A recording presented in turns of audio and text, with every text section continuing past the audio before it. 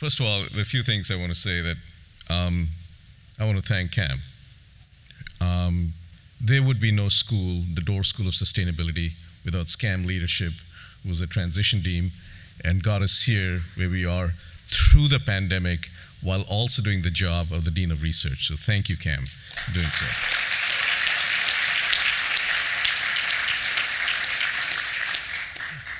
E, thank you for putting this whole together, and frankly, behind E, there's a whole staff that you have seen who have worked really, really hard over the last several months to put this together. And it's really a tribute to all of you, E as the leader of Precourt Institute and all the staff. So let's give a big round of applause to them.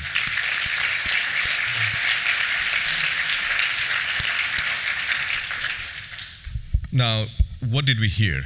What did we learn?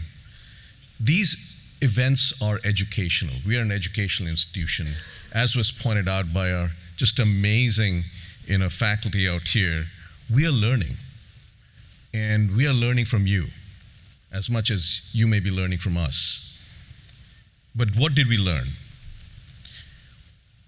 So I'll make a few points. One is that it seems like, and you can disagree, we are embarking on a colossal global transition, the likes of which we have never seen before. This is new, given the magnitude of just the energy system, the dollars that are needed, the number of people that we are trying to serve worldwide. This is unprecedented. So let's just take stock of that. And to understand that, it is extremely important, as was pointed out, to understand what scale is. And sometimes it is hard to perceive, being at a university, in a lab, or in a company, what that scale really means. And that feedback loop, as was discussed, for what is scale brought back to the university is really, really important. Second, I would say there's significant momentum. There are commitments, as I said in my remarks, industry has made commitments. Nations have made commitments. And it's like, as I said, it's like marriage. It's important to make that commitment. And then the details have to be figured out. But without that commitment, there is, it's kind of chaotic. So the commitment is there. But after that commitment requires some policies, some legislation, some drive, some of it voluntary, some of it involuntary, given what we heard today. And so the momentum that has been built up is beyond just the commitment now. We heard from Senator Manchin and Steve and others, the Inflation Reduction Act, the combination of the Inflation Reduction Act, plus the bipartisan infrastructure law, and the CHIPS that is coming along right now. That is a paradigm shift for the United States. And I think we need to sort of brace this moment right now to identify what are the opportunities that are there and what are the challenges. Some of the challenges were identified. That is, if we cannot get permitting and siting and all the regulatory things done quickly, we have a problem. It's one thing to say that we are going to this so many billions of dollars for hydrogen, et cetera. That's one thing, but if you can't get it permitted, it doesn't matter. So that part, the regulatory part, is very important. So I think it's important to identify what the opportunities are, and a lot of people are now looking at the Inflation Reduction Act and identifying what those opportunities are. But it's also important to identify what the challenges are so that we can go back to Congress and say, let's fix these. So that's just the United States. And yes, there's momentum, but there's momentum globally as well.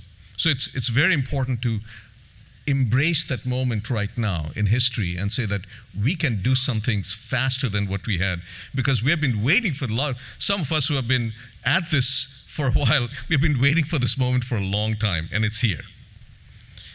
The other thing that I think it's very important to point out that sort of came out but not overtly is that there's some cross connections between industry. We are now watching the automobile industry talking to the electricity industry, which they never had to do for the last 100 years. We're now looking at the oil and gas industry, looking at hydrogen with electricity. And so this is all new. The cross connection, there could be some very interesting engagement between the oil and gas industry and maybe the ag industry. Because in this global transition, there will be opportunities to do this. So there will be some important cross connections. And if Stanford could play a role in enabling those cross connections, I think that we would be delighted to do so. The other thing I would say is that, and that was brought up clearly, there's some amazing innovations that are happening. And this is, as Cam pointed out, it is our pleasure to sort of watch what's happening amongst the faculty and students and see what we can do to empower them. And this is very important. Because in this global transition, I think we all agree that we will need innovations, because repeating what was done in the 20th century is not the answer to solve the 21st century problem. So we will need innovations. The challenge is, how do you take the things that are going on at the nanoscale, in the laboratory scale, or even the campus scale, and connect it to the world outside, which is the larger gigaton scale that we had talked about in the morning. That is a challenge that is going to be very important for us to address, which is why in the Door School we have now the third element, the third leg, is the accelerator, which is all about trying to figure out how do you scale from the laboratory scale to the gigaton scale, and that will require partnerships. We cannot do this alone, which is why you are here, and we really appreciate you being here, because it is for that acceleration of going for the NAND with the giga that is where we need to partner together. And it is also an opportunity for all of us to get the feedback from you all as to what the challenges that you're facing, as Jen very correctly pointed out, so that we can work on the right problems, so that if we solve it, there's some off-taker out there, someone who can adopt it and implement it. So those were kind of the very important lessons that I kind of took away. And finally, I think one of the panels brought up that in this transition, there are people involved. And when there are people involved, data is important for sure, but trust is equally or as important or more important. And this was brought up in one of the panels, that let's not forget the people, and let's make sure that we can build trust with transparency. I think consistency was pointed out, and I think I would also add to that transparency in what we're doing, so that we can really sort of build the trust as we go along.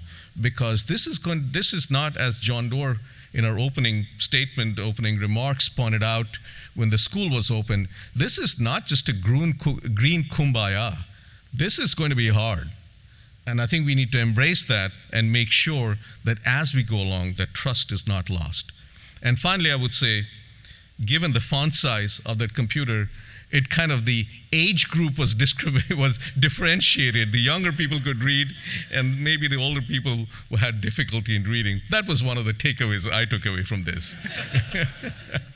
But with that, thank you so much for coming. And I don't want to stand between you and your drinks after this. Thank you so much.